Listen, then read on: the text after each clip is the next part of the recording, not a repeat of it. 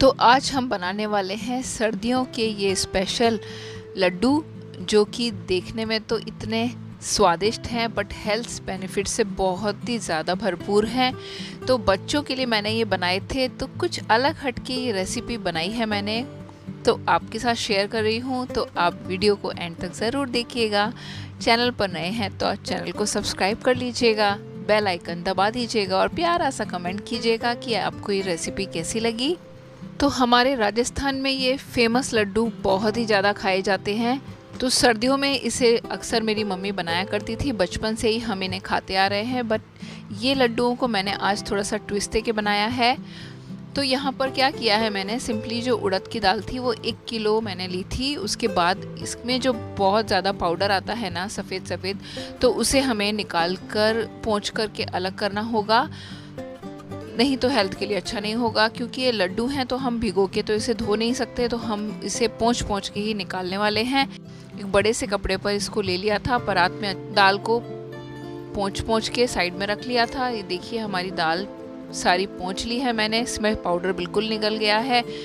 थोड़ी सी मेहनत तो लगती है इसको पोंछने में, बट पाउडर निकालना इसका बहुत ही ज़रूरी है, नहीं तो शरीर में यूरिक एसिड बढ़ने का बहुत खतरा रहता है। तो फ़ायदे की बजाय हम नुकसान उठा लेंगे, इसलिए इसे आप बहुत अच्छी तरह साफ़ कर लें उड़द की दाल को। अब यहाँ पर कढ़ाई में मैंने मोटे तले की कढ़ाई में इसको धीमी धीमी आंच पर भुनने के लिए रख दिया था। अब देखिए थोड़ी थोड़ी खुशबू आने लगी है, इसे 5 मिनट तक हो गए हैं मुझे चलाते चलाते। तो यहाँ पे धीमी से मीडियम आंच पर चलाते हुए आपको इसे सेक लेना है, हल्का सा, बहुत ज़्यादा ब्राउन सेकना नहीं है, बट दाल अच्छे से हमारी कुक हो जाए, मतलब कि कच्चापन निकल जाए उसका और एक सौंधी सौंधी उसमें से खुशबू आने लगे, तब तक हमें इसे सेकना है। मेरे को इसे सेकने में मैं बताऊं तो आपको 12 मिनट लगे थे। कभी मैंने सिम पे सेका था, थोड़ा सा मीडियम किया था, फिर वापस से लगा कि थोड़ा तेज़ हो गया है गैस, तो वापस से मीडियम कर दिया था। इस तरह से चलाते चलाते लगातार 12 मिनट तक मैंने इसे सेक लिया था। तो बहुत ही अच्छी खुशबू आने के साथ ही ये दाल हमारी क्रिस्पी तैयार हो गई है। अब यहाँ पे परात पे फैला दिया है। फैलाने के बाद में इसको मैंने हॉल में ले जा कर के ठंडा करने के लिए रख दिया था पंखे के नीचे। जब तक दाल ठंडी हो रही है ना, तब तक किचन में चलते हैं। और एक कढ़ाई रख दी थी मैंने, उसमें थोड़ा सा 2 बड़े चम्मच घी मैंने ले लिया था और गोंद को हमें इसमें सेक लेना है। करीब 70 ग्राम मैंने गोंद इसमें यूज़ किया है। गोंद आप अपने अकॉर्डिंग यूज़ कर सकते हैं, अभी ज़्यादा चाहिए तो ज़्यादा भी डाल सकते हैं।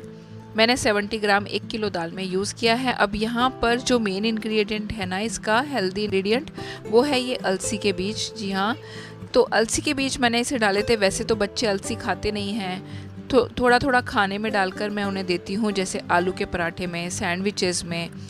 तो उसी तरह से मैंने इन लड्डुओं में भी अलसी के बीज डाल दिए थे। गोंद के साथ ही सेक लिया था इनको, जो घी बाद में बचा था ना, उसके साथ ही मैंने अलसी के बीज भी सेक लिए थे। बहुत ज़्यादा हमें सेकने नहीं है, हल्का सा उनको क्रंची होने तक कुक करना है बस। तो यहाँ पर दाल एकदम देखिए ठंडी हो चुकी है। मैं हॉल में आके देखा तो दाल ठंडी हो गई थी। तो चलिए हम इसे मिक्सर में पीस लेते हैं। बट मिक्सर में पीसने से पहले हमें बहुत ज़्यादा सावधानी बरतनी होगी कि दाल हमारी एकदम ठंडी हो, और मिक्सर को हमें पल्स मोड में चलाते चलाते रेस्ट दे दे के हमें पीसना है, नहीं तो मिक्सर ट्रिप होने का चांस रहता है और मिक्सर ख़राब भी हो सकता है, क्योंकि मोटर पे लोड आ जाता है ना, इसलिए। तो आप ध्यान रखो कि थोड़ा धीरे धीरे चलाते चलाते इसे पीसें। तो मेरी 1 किलो दाल थी, तो मुझे पीसने में इसमें काफ़ी टाइम लग गया था। तो लास्ट वाली जो दाल बची थी ना, उसी के साथ में ये इलायची के दाने मैंने निकाल लिए थे, उसी के साथ में मैंने डाल दिए थे। तो ये भी दाल के साथ में अच्छी तरह पिस जाएंगे। तो सारी दाल यहाँ पर पिस के तैयार है। अब यहाँ पर एक मोटे तले की कढ़ाई में घी गरम कर लिया था, करीब 300 ग्राम मैंने, 300 ml। उसके बाद में सारी की सारी दाल हमें डाल देनी है घी गरम होने के बाद में। तो दाल हमारी पहले से सिकी हुई है, बट हमें थोड़ा सा घी में भी इसे सेकना है, इससे इसका टेस्ट बहुत ही डेवलप हो जाएगा और भीनी भीनी खुशबू आएगी इसमें से। तो अच्छे से इसको आप सेक लें।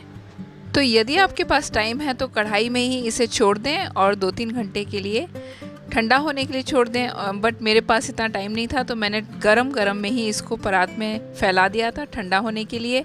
बट आप बहुत ध्यान रखें, क्योंकि कढ़ाई गरम होगी और आप इसको फैलाने में किसी की मदद भी ले सकते हैं, नहीं तो हाथ जल जाएगा। और यहाँ पर बूरा शक्कर मैंने इसमें यूज़ की है, जो देसी खांड आती है ना, वो करीब नाप के हिसाब से अगर आपको मैं बताऊँ तो 600 ग्राम मैंने यूज़ की है मिठास के लिए। अगर आप चाहें तो चीनी को भी पीस के डाल सकते हैं, बट ये जो दरदरा इसका स्वाद होता है ना, दरदरा इसका जो टेक्सचर होता है वो लड्डुओं में बहुत अच्छा आता है। इसलिए देसी खांड अगर आपको कहीं से मिल जाए तो वो बेस्ट रहती है लड्डुओं के लिए। हमेशा पलटे की मदद से ही इसको मिक्स कर देंगे, क्योंकि हमारा मिक्सचर अभी थोड़ा सा गर्म है। अब यहाँ पर जो ये अलसी और गोंद को हमने फ्राई करके रखा था ना घी में, उसे भी हम थोड़ा सा क्रश करके डाल देंगे। तो इस तरह से ना परात पे ही मैंने इसको निकाल लिया था गोंद को, और जो गिलास होता है, गिलास के पीछे वाले सिरे से मैंने इसको हल्का सा क्रश कर दिया था। तो क्रश इसलिए किया है क्योंकि हमें क्रंची टेस्ट चाहिए इस गोंद का लड्डुओं में, तो वो क्रंची टेस्ट ना बहुत ही ज़्यादा अच्छा लगता है। तो अगर आप चाहते हैं इसमें कुछ ड्राई फ्रूट्स भून करके ऐड करना तो आप वो भी कर सकते हैं, बट ये उड़द की दाल के लड्डू ज़्यादातर मेरी मम्मी तो बिना ड्राई फ्रूट के ही बनाती थी, और ड्राई फ्रूट के लड्डू वो हमारे लिए अलग से बनाती थी। और मेरे बच्चे बिना ड्राई फ्रूट के ही पसंद करते हैं, इसलिए मैंने ज़्यादा ड्राई फ्रूट इसमें यूज़ नहीं किए हैं। ये जो सामग्री है हमारी वो है ये सूखी हुई गुलाब की पत्तियाँ, तो इनको भी क्रश करके रखा था मैंने। तो क्रश करी हुई गुलाब की पत्तियाँ मैंने इसमें डाल दी थी। इससे बहुत ही प्यारी खुशबू आएगी और खाने में भी बहुत अच्छा लगेगा। और ये सौंधी सौंधी खुशबू राजस्थान के टेस्ट की मुझे हमेशा याद दिलाती रहती है, मुंबई में रहकर भी। मम्मी की बताई हुई रेसिपी हमेशा बनाती हूँ ताकि मुझे हमेशा उनसे कनेक्शन फील होता रहे। तो यार ये जो सारी सामग्री थी ना मिक्स की हुई, ये करीबन 2 किलो की हो गई थी। तो यार लड्डू खड़े होके तो बनाए नहीं जा सकते, इतने सारे लड्डू बनाने होते हैं तो 20-25 मिनट तो इनको बांधने में ही लग जाते हैं। तो मैं तो हॉल में बैठी आराम से और टेबल पे रख के पंखे की हवा में आराम से इन लड्डुओं को बनाया। तो देखिए हमारे लड्डू फाइनली बनकर बहुत टेस्टी वाले तैयार हो चुके हैं। तो आपको रेसिपी कैसी लगी प्लीज़ कमेंट्स में मुझे ज़रूर बताना। तो आप भी ये लड्डू बना रहे हैं ना इन सर्दियों में अपने बच्चों के लिए, तो जल्दी बनाइए ये लड्डू और बताइए कि मेरे तरीके से बनाए हुए लड्डू आपको पसंद आए, आपके फैमिली मेम्बर्स को पसंद आए, तो मुझे बहुत खुशी होगी। चलो मिलती हूँ अगली रेसिपी में, बाय बाय।